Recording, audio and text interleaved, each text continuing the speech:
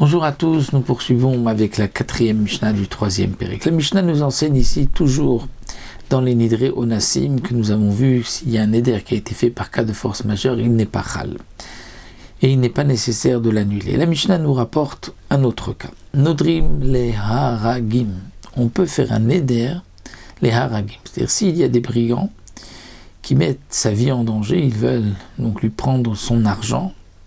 S'il ne donne pas son argent, il risque de le tuer.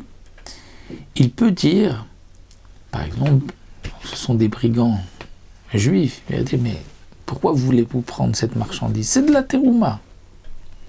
Donc de toute manière, vous ne pouvez pas en manger. On va lui dire, ah bon, c'est de la terouma. Alors tu vas t'interdire le pain jusqu'à la fin de tes jours, si ça, ce n'est pas de la terouma. Et il dit, je m'interdis si ça, ce n'est pas de la terouma. Donc ce n'était pas de la terouma. Est-ce qu'il ne pourra pas manger de pain? Non. Le neder n'est pas chal, étant donné qu'il a été fait ici par un cas de force majeure. Donc les haragim, si des brigands qui veulent le tuer pour lui prendre son argent, ou bien les haramim, dit le Barthénora, sont des voleurs qui ne tuent pas.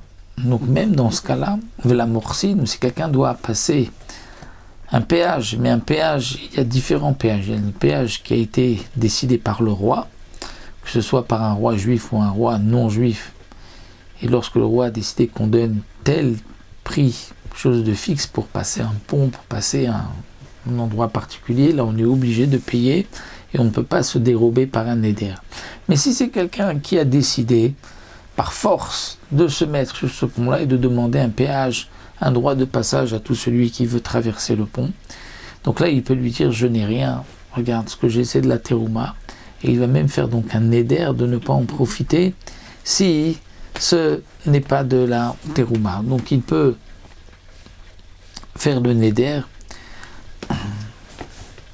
et le neder n'est pas chal étant donné que c'est un cas de force majeure. Ou bien il va dire Shein shel bet hamelech. Il dit tu sais, ceci appartient au roi. Afalpi shein shel bet hamelech. Donc lorsqu'on dit ça appartient au roi, tout de suite le brigand, le voleur, celui qui est le percepteur d'un mot là, il va dire, bon, c'est au roi, je ne touche pas.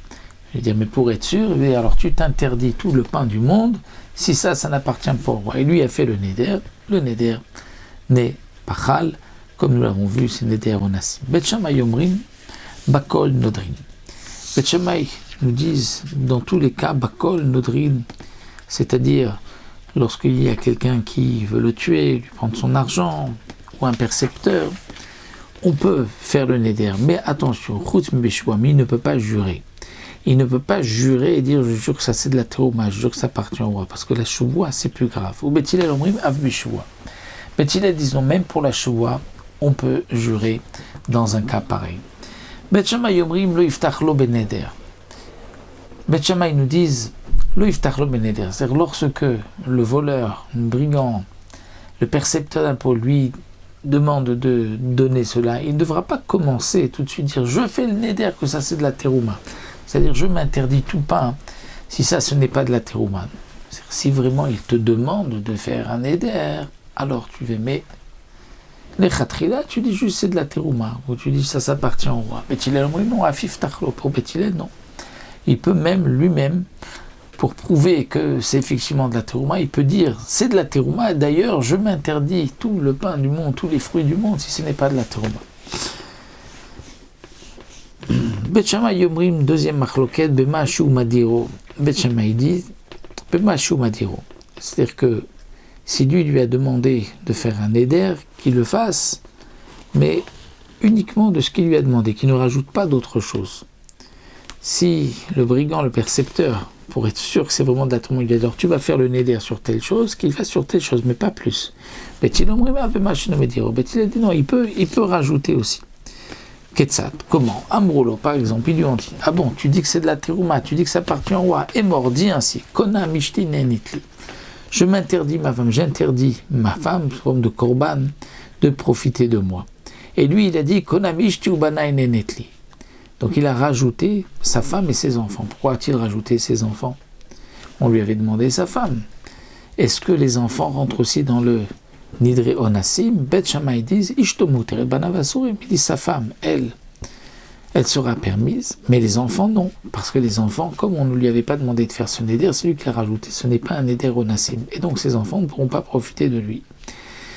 Bet Hillel omrim elu vaïlu matirim. Bet Hillel disent les elu vaïlu mutarim, les deux sont mutarim parce que ça rentre aussi dans le neder onassim, bien qu'on ne lui avait pas demandé, mais il a fait cela juste pour appuyer ses paroles. Il a dit donc c'est de la terouma, et si ce n'est pas de la terouma, voilà, je m'interdis à mes enfants qu'ils profitent de moi. Donc puisqu'il a rajouté cela dans le contexte de onassim, pour Bet Hillel, il n'y a pas de neder.